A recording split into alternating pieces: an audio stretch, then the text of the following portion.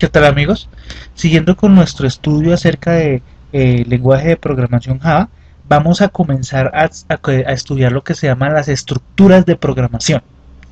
Bien, estructuras de programación básicas que ustedes van a utilizar muchísimas veces mientras estén trabajando en desarrollo. Básicamente las estructuras de programación como tal son líneas de código que vienen predefinidas, están predeterminadas y que ejecutan ciertas acciones de tipo lógico que se implementan para que los programas sean más eficientes y puedan tener una variabilidad en lo que se refiere al desarrollo del mismo. Me explico. Lo que nosotros habíamos hecho hasta el momento es manejar programas que solo funcionan de manera lineal. Hemos ejecutado la primera instrucción o línea de código, que era, por ejemplo, la declaración de variables. Hemos ejecutado la segunda línea de código, que era, por ejemplo, la asignación de variables. Hemos ejecutado la tercera línea de código, que era, por ejemplo, una operación. Luego la última, que es mostrar y luego salir.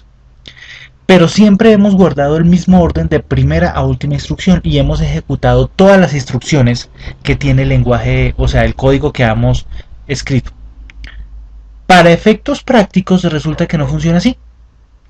Hay secciones de código que a veces necesitan ser desarrolladas y a veces no, dependiendo de las condiciones del ambiente. Eso no es de programación, eso es un evento de la vida práctica. Me explico. Si yo tengo suficiente dinero, puedo ir a cine. Si no tengo suficiente dinero, entonces me toca quedarme en mi casa viendo películas recortadas por los canales de televisión. Entonces, de acuerdo a la condición, tengo o no tengo dinero, entonces yo puedo ir a cine o puedo quedarme en mi casa. Pero resulta que no voy a hacer las dos. Entonces, yo no puedo ir al cine a quedarme en mi casa viendo películas. Dependiendo de la condición que yo le coloque, yo puedo tomar un camino o tomar otro. Y resulta que en programación existe ese mismo evento, en donde yo necesito ejecutar determinada línea de código si una condición es verdadera y tengo que determinar otra línea de código si esa misma condición sea falsa.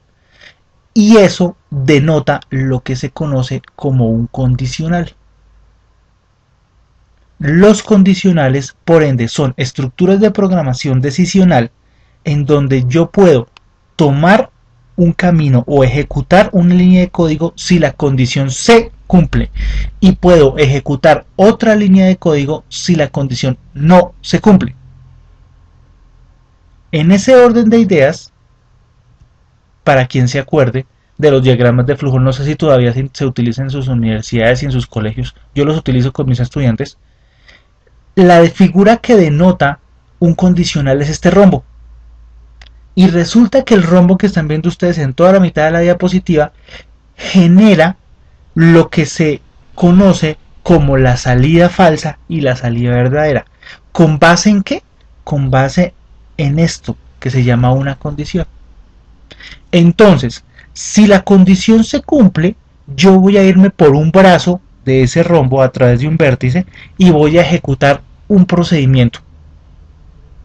Si la condición no se cumple, yo nunca voy a tocar el primer brazo, sino me voy a ir por el segundo y la condición jamás se va a cumplir, por ende se va a desarrollar otra clase de proceso. Entonces, si la condición se cumple, se ejecuta este proceso, el que sea. En este momento no interesa, me interesa el concepto. Si la condición se cumple, se va a ir por este proceso y luego va, pues evidentemente, a continuar con el flujo del programa. Si la condición no se cumple, se va a ir por otro brazo del rombo a otro proceso completamente diferente y el primer proceso, o sea, proceso 1 que están viendo ustedes por pantalla, nunca se va a ejecutar. De la misma manera, en donde la condición se cumpla, jamás se va a ejecutar proceso 2. Ese es el kernel, esa es la gracia, esa es la implementación de un condicional. Si la condición se cumple, se ejecuta un proceso y nunca se ejecuta el segundo. Si la condición no se cumple, se ejecuta el segundo proceso y jamás se ejecuta el primero, aunque ambos procesos estén escritos y ambos procesos estén codificados. Entonces, en esa clase de circunstancias, cuando ustedes necesiten darle a escoger al usuario o darle a escoger al programa un paso u otro paso, es muy probable que necesiten un condicional. Ahora, en ese orden de ideas, de pronto lo que ustedes han visto, pues las personas que han hecho diagramas de flujo y una cosa que se llama pseudocódigo, de pronto han visto esto. El flujo del programa, imagínense que vienen 50.000 instrucciones de ahí para arriba. No interesa cuáles sean, en este caso particular. Y les han enseñado a ustedes esto. Esto es lo que se denomina un pseudocódigo. Un pseudocódigo es lo que está en la mitad entre un diagrama de flujo, que es lo que ven ustedes sobre su derecha, y el código en sí mismo escrito, que es lo que ven ustedes en el lenguaje de programación. Este pseudocódigo define la cosa que se denomina condicional, y esa cosa que se denomina condicional se denota con esta palabra, el sí.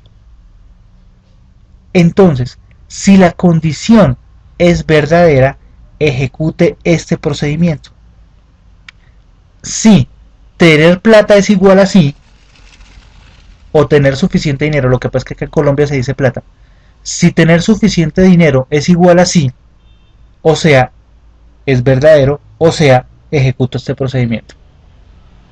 Si tener dinero es igual a no, entonces me voy por este procedimiento y lo ejecuto. Y luego termino la estructura. Bien, si la condición es verdadera, ejecuto este procedimiento y de acá, de la parte final, voy a saltar directamente hasta aquí, hasta el final del sí. Si la condición es falsa, entonces voy a irme por este brazo, acá la parte falsa, nunca voy a tocar esto, voy a ejecutar este procedimiento y luego voy a ir al fin del sí. Esa es la intención de la estructura. Con esa funcionalidad fue diseñada para que se pudieran tomar decisiones y pudiera irse por un lado o por el otro. Después, evidentemente, seguiría el programa, las otras 50.000 líneas de código que van después del sí. Sin embargo, lo que me interesa es esto que está dentro del cuadro. Entonces, la palabra privada para un condicional es sí. Hay algunas estructuras de programación en donde ustedes ven, por ejemplo, que dice sí condición y acá escriben la palabra entonces. Y eso obedece a la sintaxis del programa base. Me explico, cuando ustedes están programando en Visual Basic se escribe sí en inglés, o sea, if, la condición y luego then, pues la palabra en inglés entonces. Para Java no, pero entonces el algoritmo más genérico o pseudocódigo más genérico para un sí es lo que están viendo ustedes en el cuadro de la mitad.